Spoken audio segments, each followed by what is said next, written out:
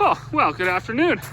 Tuesday afternoon, making bags. I just was in having lunch. I'm going back to make about 4 or 5 more bags. It is drying up, as you can see. The only unfortunate thing about this yard is on the south side, it's all ice still there, so it'll melt slow and it'll stay wet here. But over that direction and in front of our cold storage shed, it's dry. Over here is a complete wreck, but that's probably more my fault than anything. I could have done a little bit of ditching over here, made the water run better. There is a spot right here that runs, and I should make another one over there. Well, good evening. So everybody finally come down from the highway. I guess they finally figured out that this is where the grain treats are. I also filled up their 2-wheel lick tank over there, so they may as well be on grain if they're going to be here, because I know the grass-fed market is very popular and everything, but as far as I'm concerned, you really can't beat barley, wheat, peas. This has molasses in it to keep it from just blowing away. Also, these panels are not here by design. For anybody that's quick enough to be like, what are they doing? They're here because it's so muddy in here and the snow's pushed up in the wrong spots and we can't get them out. So those ones over there are frozen in. These ones we did get moved out of here, but we got big plans this spring and this summer for this whole yard. So there's 2 lean-tos. There's these 2 waters right here. There's 2 up there. These will work all summer long, and then I'm gonna dig them into the ground. Not as deep as the pig pen one. There's one up there in the pig pen. That one never did freeze all winter. I dug it way down into the ground. These ones I'm gonna dig about maybe a foot down into the ground, and then they'll keep they won't freeze. They'll keep watering them all year. I'm not sure why people didn't do that off the start. I mean, I suppose they'll probably rust away really quick, but they're like 40 years old anyways, so what are we gonna I mean, how much more life do they have? So I brought a little bit of my pea screenings down just to see who likes them. I was going to dump them into the pigs, but I dumped them here first, so let's see. And then I like to divvy it up between the two feeders. So these 10 steers, they'll get grain all summer. They'll get this lick tank. I'll keep that full all summer. Molasses is not just for large commercial herds. If you got 5 animals, if you got 1 animal, there's options to feed it molasses. We have small 8-gallon tanks. That's what I used all last year when I only had 9 steers. I used a little 8-gallon tank. I only have 10 steers this year, so I could get away with an 8-gallon tank. It's just I had a bunch of these and I wanted to use one myself. It will save me a little bit of time. I just filled it up. I think it must hold about 1,000 pounds. But these guys have been, I don't know, they haven't really been attacking it, so I'm not too worried about it being full. I haven't been up here to check the piggies in a while.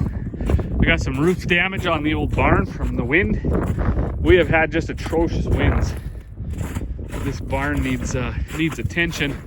And also that lean-to over there needs attention. The roof caved in on that, I don't know, 15 years ago.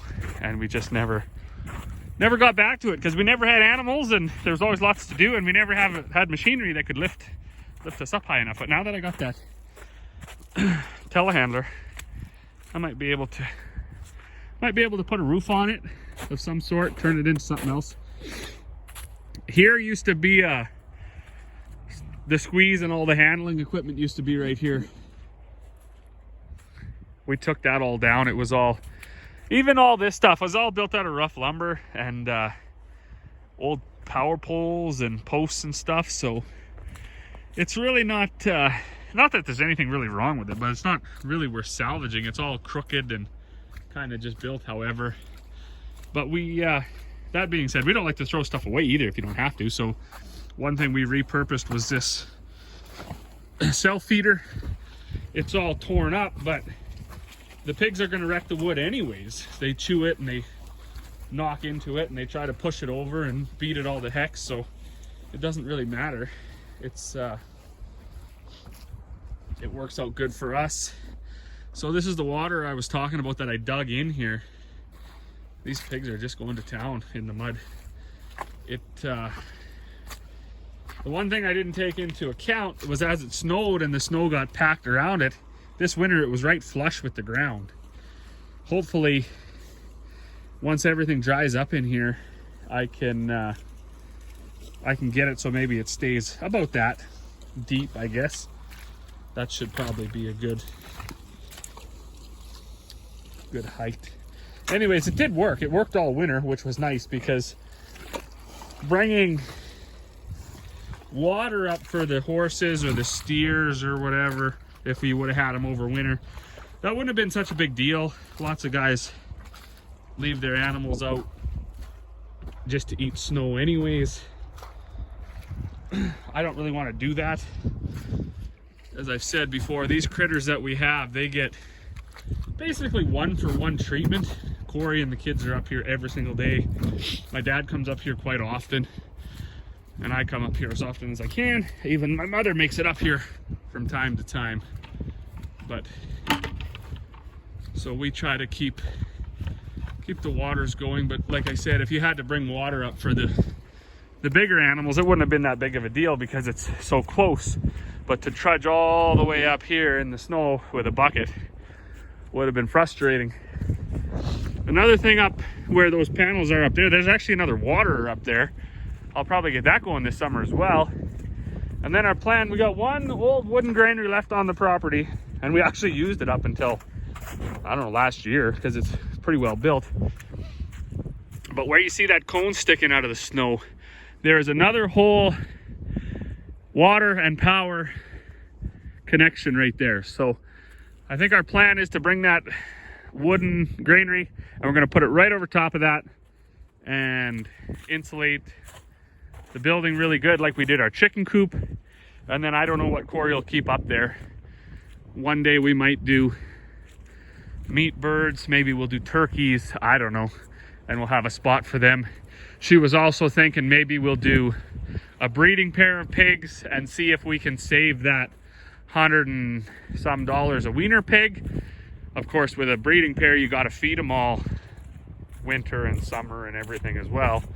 So I don't know what we'll do, but with the infrastructure that exists, it would be a real shame not to do anything, which was the whole reason behind getting these critters as soon as we moved out here anyways, because we both wanted to have animals, and it didn't take much. I had to build a few platforms and things like that to get this stuff going.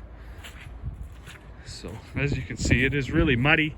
It's so sheltered in here that the snow just takes forever to melt. And even a day like today, when the sun was shining, it was pretty nice. But we've had a cold wind pretty much all day, and we actually had I call them March storm. Well, everyone calls them March storms, although it's April. That kind of whipped in here, and we got like a 5-minute blizzard, and then the clouds stuck around, and as soon as that sun goes behind the cloud, the temperature drops to almost 0 degrees. So you don't actually get a whole bunch of melting on a day like today. But I think that's going to be it. It's 20 after 6. I'm excited to see everybody back down here. Every time they drop steers off here, they run straight to the highway and they stay there for like a week. So I try to entice them down here with all the delicious treats and molasses and hay and everything else like that. And it looks like they're here now. Hopefully they're here to stay. So as always, thanks everybody for watching, and we will see you all on the next one.